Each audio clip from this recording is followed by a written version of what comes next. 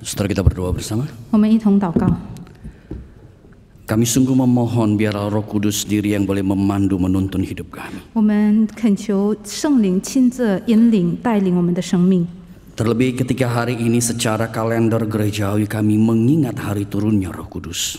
尤其是今天按照这个教会的这个日历的话，我们是纪念五旬节。 Kami sungguh-sungguh memohon agar hadirat Tuhan, hadirat Roh Kudus memenuhi tempat ini, memenuhi hidup kami masing-masing. 我们恳求圣灵的同在来充满这个地方，充满我们的生命。 Kami sungguh memohon pada Engkau ya Tuhan. 我们恳求主， Hanya di dalam nama Tuhan Yesus kami berdoa. 为靠主耶稣基督的名，我们祷告。 Amin. 阿门。 Jemaat berduduk kembali. 会中请坐。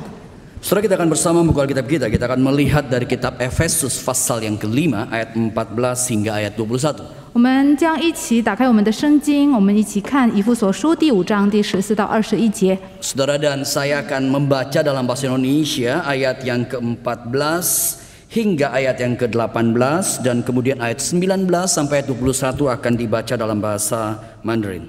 第14到第18节将用印尼文诵读，然后第19到21节将用中文诵读。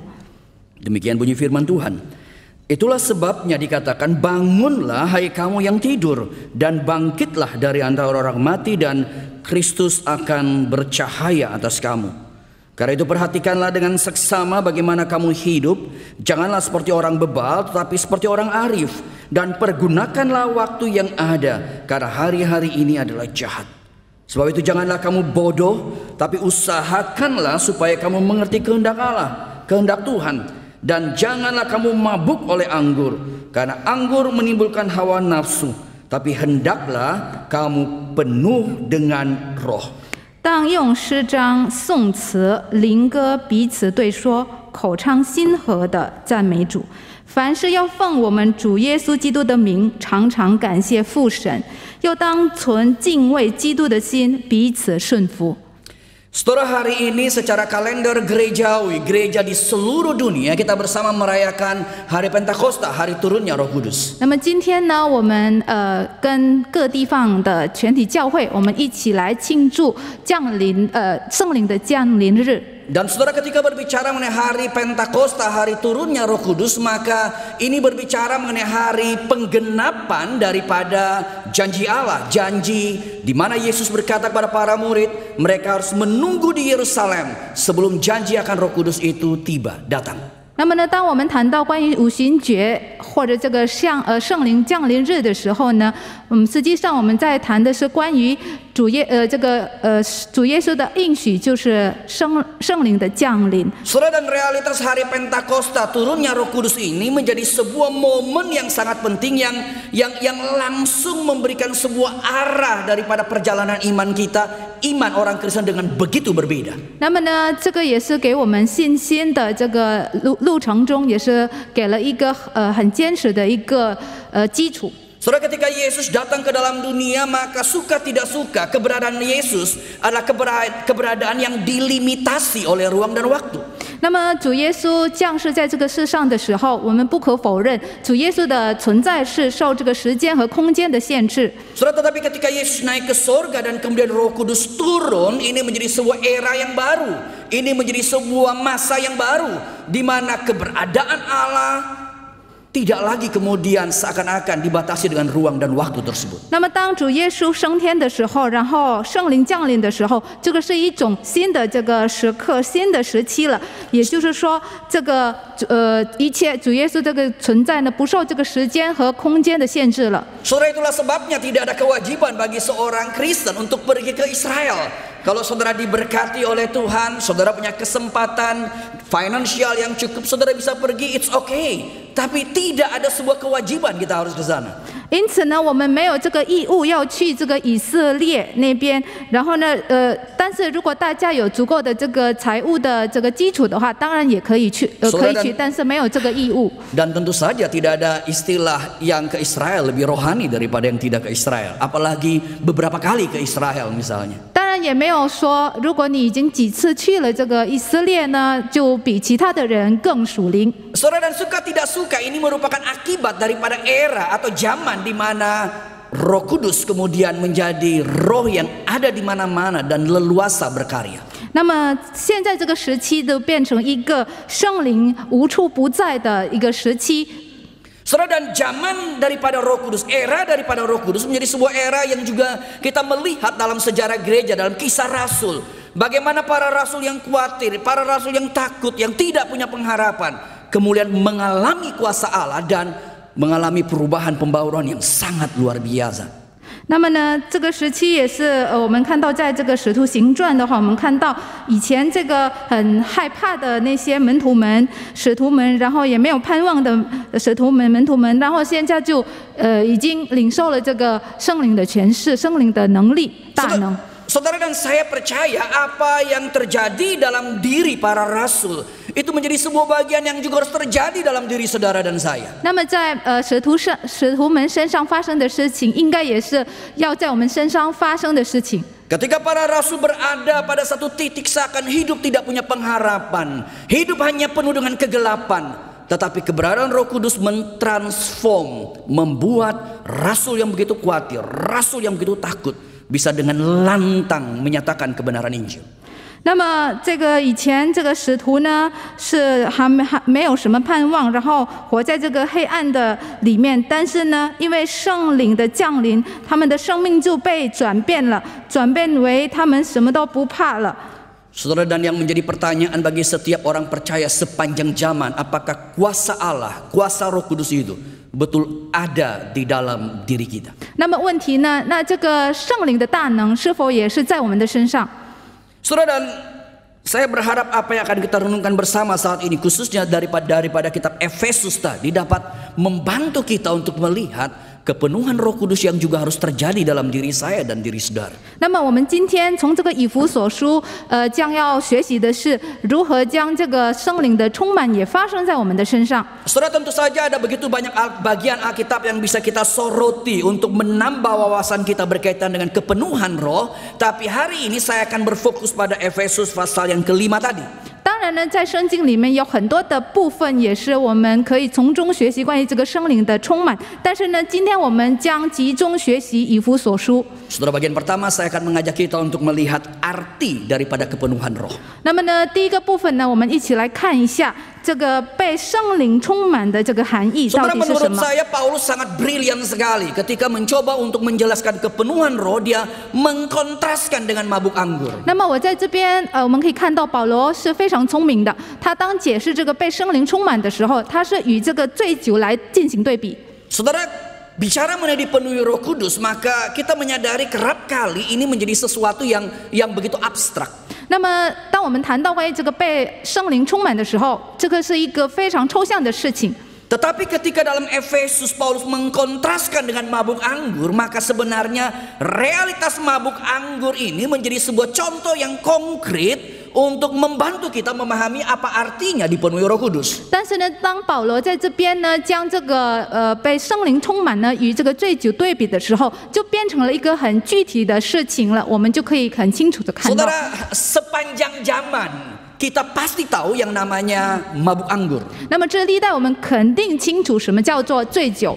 Saudara, sebenarnya ketika bicara mengenai mabuk anggur, apa itu mabuk anggur? 那当谈到关于这个醉酒，那到底是醉酒到底是什么呢？ Saudara, ketika kita memahami apa itu mabuk anggur, kita bisa terjembatani untuk memahami apa itu artinya dipenuhi Roh. 当我们可以了解醉酒的意思，那我们也应该可以帮助我们来了解被圣灵充满的含义。 Saudara, berbicara mengenai mabuk anggur, maka mabuk anggur berbicara mengenai sebuah realitas terjadi take over. Jadi kontrol daripada kesadaran manusia dikontrol oleh anggur, dikontrol oleh zat yang lain. 那么当我们谈到关于醉酒的时候，我们就谈到关于这个意识上的控制，这个控制呢是被酒所控制的。 Saudara, saat ini saya bisa berkhotbah dengan baik, penerjemah bisa fan'i dengan baik. 那么现在我可以很好的讲道，然后翻译员也可以很好的翻译。 Yang terjadi adalah rasio, logika kami sedang mengontrol tutur kata dan gerak tubuh kami. 那么所发生的事情呢，现在就是我们的逻辑来控制我们的言语。 Saudara, kalau ini adalah wine, ya dengan takaran yang begitu banyak, ketika saya minum dan saya mabuk, pertanyaannya, 如果这个是酒的话呢，然后我喝掉的话，然后我就醉酒的话，那问题是 apakah saya bisa berkhotbah dengan baik seperti ini? 我是否能够很好的讲道？ Saudara, ketika seseorang dikuasai oleh anggur, wine, saudara, maka kerap kali setiap kalimat dia tuh menjadi uncontrol. Setiap tindakan dia menjadi uncontrol.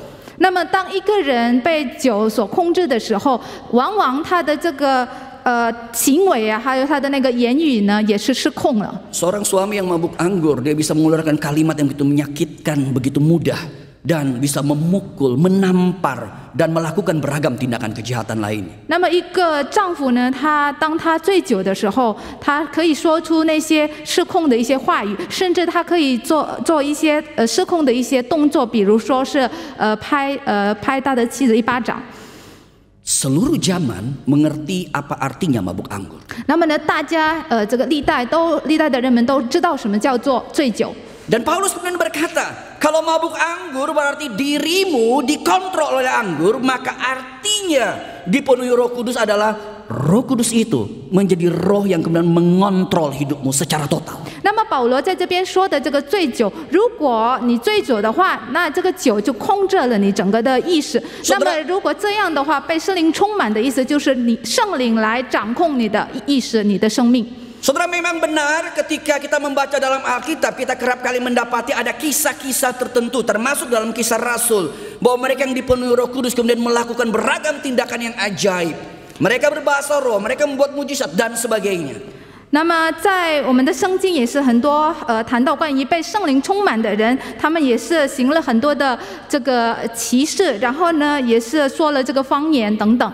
Tapi saudara itu hanya sebuah fenomena luar yang kadang-kala Tuhan izinkan dalam sebuah zaman tertentu. 但是这个只是一个上帝所允许的，在某个时期的发生的一些外貌的一些意象。 Tetapi arti sesungguhnya daripada dipenuhi roh adalah hidup kita, pikiran kita, tutur kata kita, tingkah laku kita dikontrol oleh Roh Kudus. 那么呢，但是所谓的这个被圣灵充满的意思呢，是我们在我们的生命、我们的言语、我们的行为呢，我们的思想意念都是被圣灵所控制的。 Saudara, itulah sebabnya bukan kita berjumpa dengan Yesus berkata, ada mereka yang membuat mujizat, melakukan hal luar biasa. Yesus berkata, aku tidak mengenal engkau. Bukan itu yang menjadi main poinnya, bukan itu yang menjadi intinya. 那么呢，耶稣也是谈到呢，这个有的人这个行奇事啊等等呢，但是呢，他的主要的这个重点不是在这边。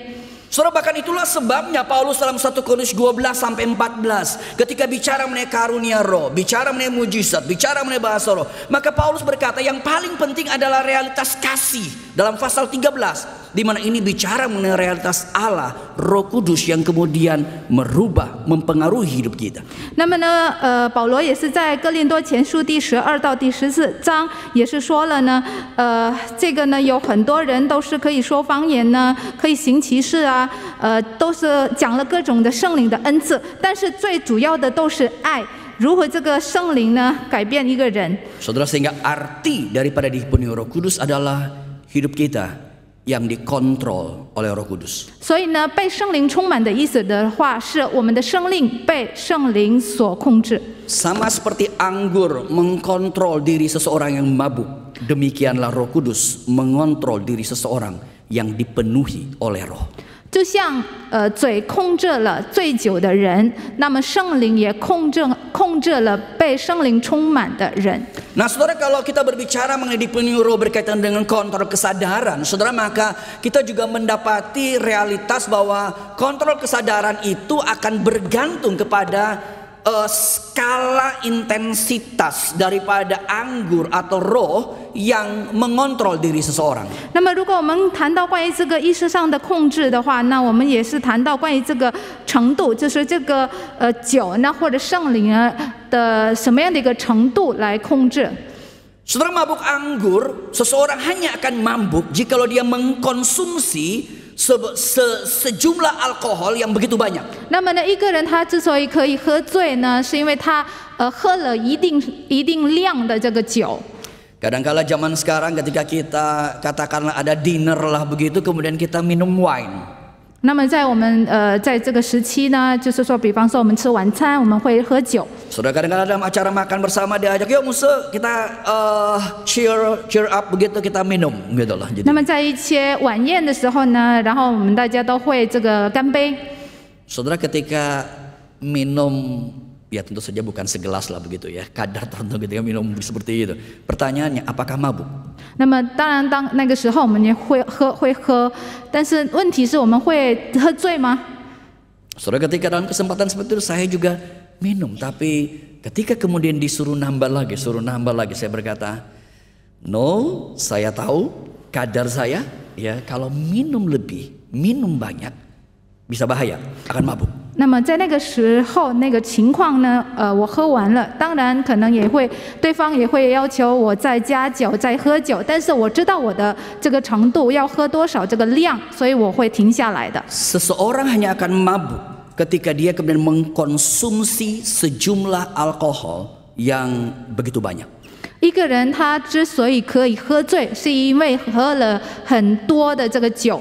Jadi saudara berkaitan mabuk ini kita bukan saja bicara dikontrol kesadaran kita, tapi ada skala, ada tingkatan pengontrolan daripada kesadaran itu. 那么呢，我们不单单讲关于这个意识上的控制，但是我们也谈到关于这个意识上的这个程度。 Saudara, dan sama seperti seseorang yang mabuk perlu konsumsi yang banyak daripada anggur, maka jangan pernah berpikir saudara dan saya bisa mengalami kepenuhan roh kalau kita tidak membuka diri, membiarkan roh Allah itu kemudian memenuhi kita dengan berlimpah-limpahnya. 那么，就像刚才所说的，我们喝醉是因为我们喝了一定数量的酒。那我们也是，可以说的是，如果我们想被圣灵充满的话，我们要打开我们自己呢，让这个圣灵呢丰丰富富的充满我们的生命。 Kadang-kala ada jemaat yang berkata, Musa, saya udah ke gereja, saya sudah jadi orang Kristen, tapi kok kenapa saya tidak mengalami kuasa Allah, mengalami pemenuhan daripada roh Allah. 有的弟兄姐妹说我已经去教会了，但是呢，为什么呢？我没有经历到这个神的大能。 Bagi saya sama, seperti Anda mungkin hanya minum alkohol dengan kadar sedikit. Bagaimana mungkin Anda mabuk? 那么对我来说也是一样，如果你只是喝了很少的酒，你怎么能喝醉呢？ Mungkin kau ke gereja, betul? 你确实是去了教会， Tapi apakah dengan ke gereja lalu engkau bisa berkata saya sudah cukup untuk membuka diri menerima roh Allah memenuhi hidup?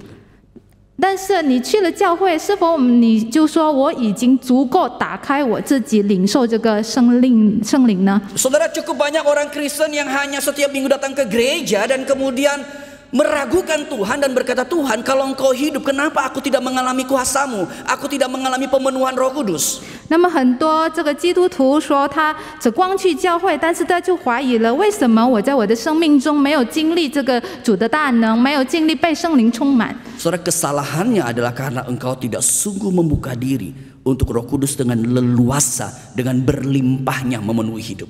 问题是你自己没有将自己的打开，让圣灵自由的在你身上动工。 Saudara, mengapa gereja kerap kali terus mendorong saudara untuk membaca Alkitab setiap hari, dan bahkan sinode kita punya gema gerakan membaca Alkitab. 那么呢，为什么我们的大会呢，我们的总会呢，我们都是鼓励大家每天读经，甚至我们有这个读经运动这个运动。 Mengapa ada kebaktian doa Rabu malam? 为什么有每周三的这个晚祷会？ Mengapa ada komisi-komisi yang ada dalam gereja? 为什么教会里面有各种团契？ Jawabannya sederhana, karena ini adalah tools, ini adalah bagian supaya kita membuka diri kita untuk semakin dipenuhi oleh hadirat Allah. 这是答案是这些都是一个工具，让我们能够打开我们自己，让圣灵自由的充满我们。 Saudara, maaf harus saya katakan, saya sangat appreciate, menghargai saudara rajin beribadah minggu. Tapi kalau saudara hanya beribadah minggu dan that's all, nggak ada lagi yang lain, baca Alkitab, ikut PD, ikut persekutuan, terus bertumbuh, terus mengisi dengan firman, jangan pernah bermimpi hidupmu akan dipenuhi oleh Roh Allah. 但是如果大家你只是来教会，但是你没有参加，你自己没有读经或者没有参加祷告会等等的，你就别想你的生命会被圣灵充满。 Jangan pernah bermimpi mimpi hidupmu bisa berubah. 你也别想你的生命将经历改变。 Saudara, kalau kita cuma hanya setiap minggu sekali beribadah itu impossible. 如果我们只是一周一次来到这里敬拜，那这些都是不可能的事情了。 Saudara, belum lagi ketika saudara ibadah itu dipotong ngantuknya, dipotong bengongnya, dipotong udah mikir ini kapan selesainya begitu jadinya. Ya saya mau lunch apa begitu, potongannya tuh korting terlalu banyak. 那我们在做这个礼拜的时候，我们也是有的时候心不在焉呢，然后呢，有时候是困啦，想等一下这个散会之后呢，我要吃什么午餐呢？那要扣掉这些的话，那剩下多少时间了？ Saudara, sehingga kalau engkau betul mau dipenuhi oleh Roh Kudus, pertanyaannya adalah lihat kembali hidup seperti apa yang engkau jalani. 如果你确实是想要被圣灵充满的话，你要真的看你自己的这个生命了。 Saudara, pada zaman ini ya, culture budaya daripada culture zaman ini, saya percaya gambar yang satu ini adalah gambar yang sangat familiar ya, sangat familiar. 那么，如果按照我们这个时代的话，将下来给大家看的这个图片，大家肯定很熟悉的。 Saudara, budaya nge-gym menjadi budaya yang sangat familiar, apalagi bagi anak-anak muda. Bukan hanya anak muda sih begitu ya. Yang bahkan ada yang lebih usia dari saya. Beberapa waktu lalu bertemu dengan seorang majelis senior, dia bilang, Pak Tommy, ayo Pak Tommy nge-gym begitu loh jadinya.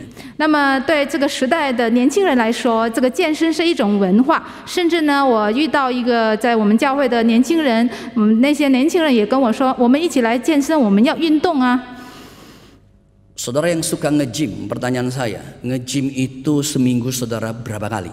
那么，请问大家如果经常做这个健身的话，你一周之内你会去几次健身呢？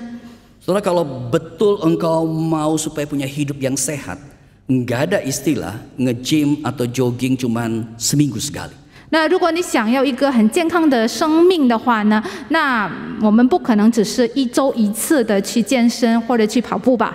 Majelis yang tadi, yang saya katakan sudah lakcap something, sudah agak lebih tua itu beberapa minggu lalu ketika ngobrol dengan saya bilang, ayo Pak Tommy nge-gym begitu loh jadinya. Lalu saya tanya, seminggu mesti berapa kali? Minimal 3 kali Pak Tommy. 然后呢，刚才所提到的一个我们教会的执委呢，他跟我说呢，如果是一周呢，至少要3次去健身。 Kalau mau supaya lebih six pack ya, kan sekarang saya one big pack begitu ya. Kalau mau six pack maka harus lebih lagi. 那如果你要这个肌肉丰满的话，你要做更多了，更频繁了。 Bukan itu, makannya juga mesti diatur. 那么在食物方面也要控制。 Nggak ada orang yang yang nge-gym untuk mendapatkan misalnya postur tubuh yang baik lalu saudara asal-asalan. 没有人，如果你想要一个很健壮的这个身体的话，那你就做这个健身随便做，没有的。 Itulah sebabnya Paulus berkata, ya kamu harus latih beribadah dengan baik. Latihan badani atau nge-gym itu terbatas. Yang harus lebih penting adalah latihan rohani tersebut, latihan ibadah tersebut. 那么呢，为什么保罗之所以强调说是要在敬虔上操练自己？因为这个操练身体的益处很少，那么最重要的是要敬虔操练自己。 Para pemuda-pemudi atau bukan hanya pemuda-pemudi, setiap saudara yang sangat disiplin nge-gym, ya. 对我们经常这个做健身的弟兄姐妹来说。 Kalau kemudian saudara tidak mendisiplinkan diri untuk Tuhan, saya rasa itu termasuk salah satu jenis dosa zaman sekarang. 如果你没有为上帝同样的这样做，我觉得这是也是一种罪。 Nge-gym baik, 健身是好， tapi latihan rohani jauh lebih baik. 但是在金钱上操练自己也是远远超过了这些。 Saudara dan saya harus membuka diri, exercise secara rohani supaya realitas Roh Kudus semakin memenuhi hidup kita. 你要打开自己，敞开自己，然后呢，要做这个金钱上的这个操练，这样的话，圣灵就可以。 Saudara, itu adalah hal yang pertama, arti daripada kepenuhan roh. 这就是被圣灵充满的第一个意 Arti 思。 kepenuhan roh berarti diri kita di take over, dikontrol oleh Roh Kudus, dan itu artinya kita harus membuka diri agar Roh Kudus semakin lebih berlimpah memenuhi diri kita. 第一个意思就是说，我们的这个要让圣灵控制我们的生命，要打开我们自己，让圣灵丰丰富富的、自由的充满我们。 Setelah poin yang kedua adalah kita akan melihat berkaitan dengan tanda daripada kepenuhan roh. 那么第二个重点呢，我们将一起学习这个被圣灵充满的意 Saudara, 象。 ketika bicara tanda kepenuhan roh, maka saudara sebenarnya secara sederhana seperti gambaran Paulus mabuk anggur dan dipenuhi roh, maka pada hakikatnya sama sebenarnya. 那么呢，当我们谈到关于这个被圣灵充满的这个意象，其实呢，跟刚才保罗谈到关于这个被圣灵充满与这个醉酒，其实是差不多一样的。 Kalau sudah baca ayat 17-18, Paulus berkata anggur itu membuat kita hidup dalam hawa nafsu, dan roh, dipenuhi roh membuat hidup kita dikontrol oleh kehendak Allah. 那么呢，保罗在第17节说的，如果是嘴呢，让我们被这个私欲所控制；但是如果呢，我们被圣灵所充满的话呢，就是我们就会遵行神的旨意。 Mabuk menyebabkan kita menjadi liar, menjadi uncontrol, hanya hawa nafsu yang keluar. Tetapi dipenuhi oleh roh, maka kehendak Allah yang akan menuntun seluruh hidup kita. 如果我们我们醉酒的话呢，我们就被这个私欲所控制，我们就失控了。但是如果我们被圣灵充满的话呢，是上帝的旨意掌控了我们的生命。 Saudara, dan kalau kita membaca dalam Efesus pasal yang kelima dan bahkan sampai pasal 6, Paulus itu sebenarnya mencoba untuk memaparkan kita dengan lebih detail seperti apa sih sebenarnya tanda kepenuhan daripada roh. 如果我们仔细看这个以弗所书第5到第6章的话，实际上保罗在这2个章节的话，他很仔细的、详细的讲了关于这个被圣灵充满的意象。 Saudara, kalau saudara perhatikan dalam pasal 5 ayat 19 sampai 20, saudara, maka tanda yang pertama dan menurut saya ini yang sangat penting adalah ketika bicara mengenai penuhan roh, maka Roh Kudus itu akan menuntun kita sehingga tutur kata kita, kalimat-kalimat kita akan menjadi kalimat yang penuh berkat dan kalimat yang membawa orang kepada Kristus. 那么呢，如果在这个以弗所书第5章第19到第20节的话呢，如果我们告诉我们关于这个被圣灵充满的意象，就是我们所说的一些话，都是一些造就人的话，都是祝福人的一些话。 Kalau saudara perhatikan dalam kitab Kisah Rasul, ketika Roh Kudus turun, maka para rasul berbicara dengan bahasa-bahasa yang tidak mereka mengerti. 那么，如果大家记得看这个使徒行传的话，当这个圣灵降临在使徒身上的话，那这些使徒都是说了方言，他们所不明白的语言。 Saudara, sayangnya menurut saya kita tuh terlalu terpaku terhadap bahasa-bahasa para rasul itu yang spektakuler. 但是我们好像太过于专注这个使徒所说的那些方言。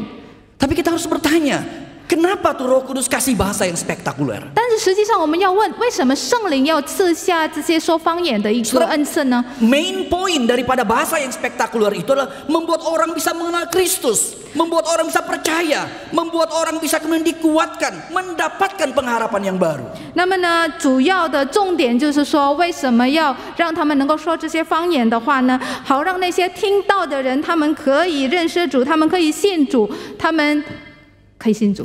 Saudara, intinya di situ, bukan bahasanya. 那么它的重点就是在这里，不是它的语言。 Saudara, sama seperti kita mempelajari mengenai 1 Korintus 12 sampai 14. 那么也是一样，当我们学到关于这个哥林多前书第14章。 Di situ bicara mengenai bahasa roh, bicara mengenai mujizat, bicara mengenai beragam hal. 在那边谈到关于这个属灵的恩赐呢，关于这个说方言呢等等。 Tapi perhatikan ketika misalnya selalu yang sensasional adalah bicara mengenai bahasa roh. Perhatikan dalam 1 Korintus, Paulus berkata kalau ada yang berbahasa roh, biarkan secara teratur dan harus ada yang menerjemahkan. 那么，但是呢，在哥林多前书的话呢，保罗也解释说，如果有人说方言的话，那么一定要有人去这个解释或者翻译这个方言。 Menerjemahkan itu perlu supaya apa? Ini menjadi kalimat yang membangun, kalimat yang membawa orang pada Kristus. 为什么需要有人去解释这个方言呢？因为好让这个方言呢可以成为这个造就人的一些话。 Saudara, tapi sayangnya kerap kali kita itu menyorotinya apa? Wih, dia bisa bahasa roh loh. Wih, dia bisa buat ini loh, bisa buat ini loh. 但是我们往往所关注的都是什么呢？啊，好厉害啊！他可以说方言啊，他可以做这个做那个，做各种的奇事。Saudara, yang kita fokusnya adalah hal-hal yang spektakuler. 但是我们所关注的就是那些好像了不起的一些事情。Saudara, apalagi saya rasa kita pada zaman ini kita pingin posting terus tuh hal-hal kayak beginian. 那么在我们这个时代呢，我们就恨不得要把这些奇事呢，就是上传到我们的社交媒体上。Saudara, bahasa roh, bahasa yang luar biasa daripada para rasul, mujizat, ini bukan sesuatu untuk show off. 那么使徒们所说的这个方言呢，还有所做的一些神迹呢，不是为了表现罢了。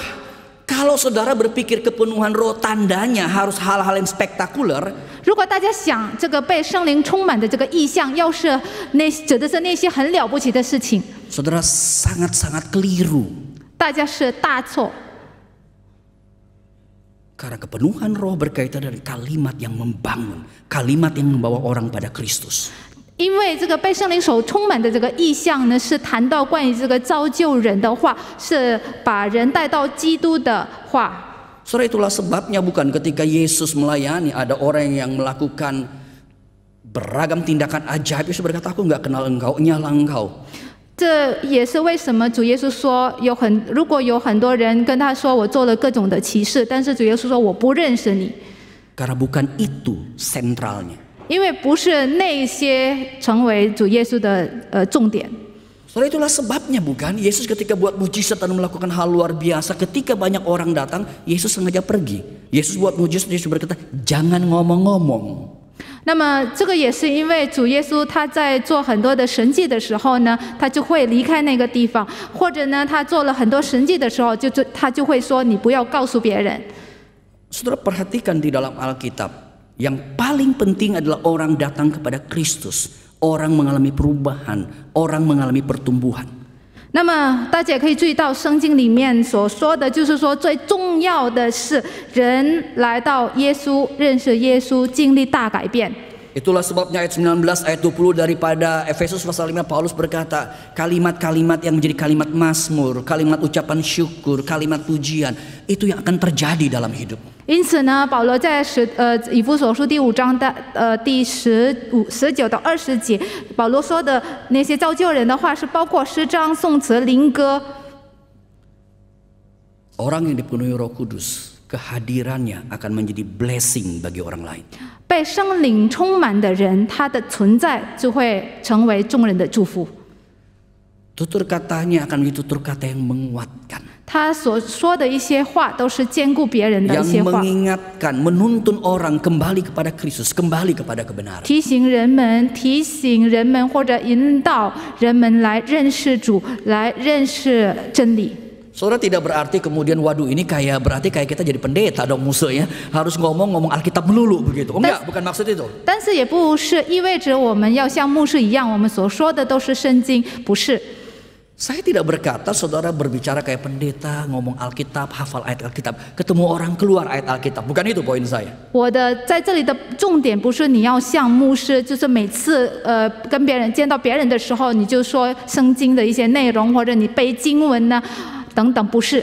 Tapi saya sedang berbicara bahkan dalam bercanda kita, dalam diskusi kita, tapi ada hal-hal yang Tuhan menuntun kita sehingga kalimat kita itu menjadi kalimat yang mengingatkan, menegur. Mungkin saudara cuma berkata, kita nggak boleh begini loh, kan kita juga harus jadi berkat bagi orang lain. Kita harus lebih kontrol diri kita.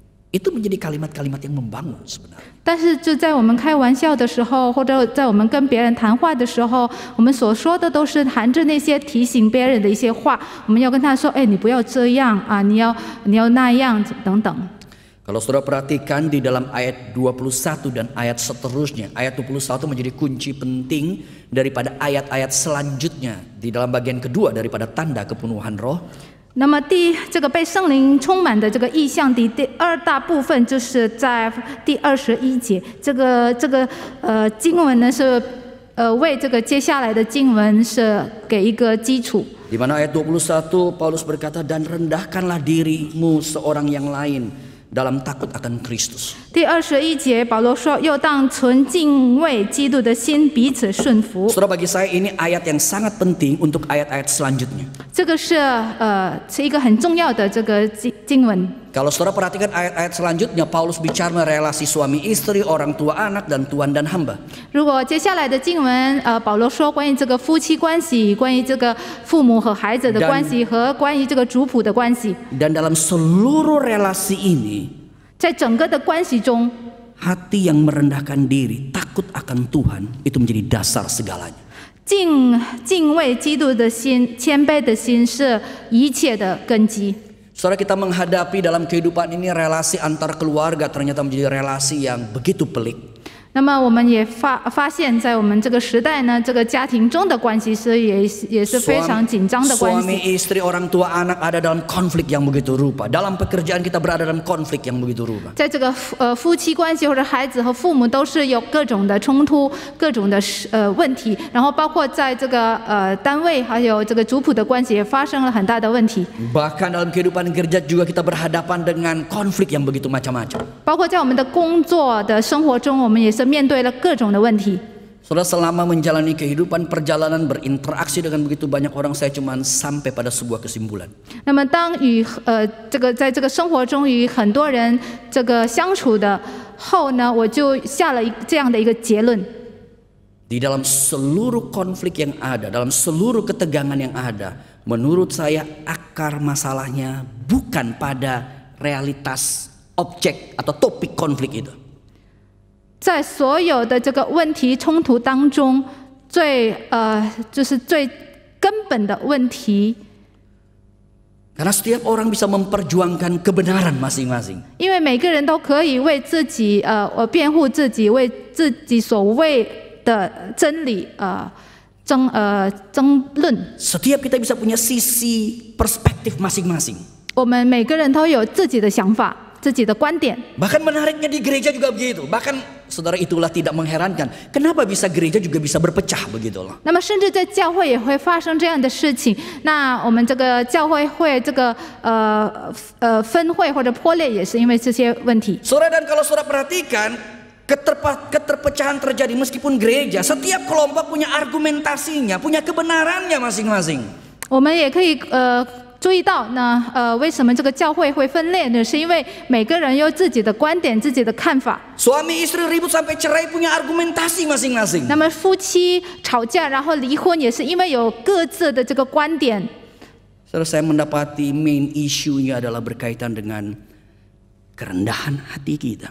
所以主要的问题是谦卑的心， Kerendahan hati untuk betul mau mendengar, untuk menerima, untuk mengakui, untuk hanya mengutamakan Tuhan di atas segala-galanya. 是否有谦卑的心来接受他人的意见建议，来以主为中心。 Saudara, menarik sekali urusan ego manusia itu menjadi urusan yang big deal banget, ya. Urusan gede banget. 那么人的这个自私自利呢，是一个非常大的一个问题。 Saudara, dan kepenuhan roh artinya bukan mengenai kehendakku ya Tuhan, tapi mengenai kehendakmu ya Allah.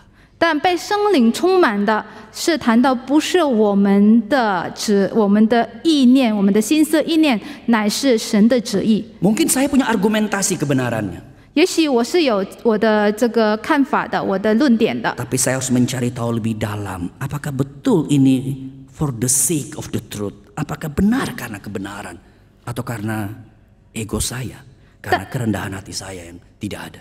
但我们要进一步的思考。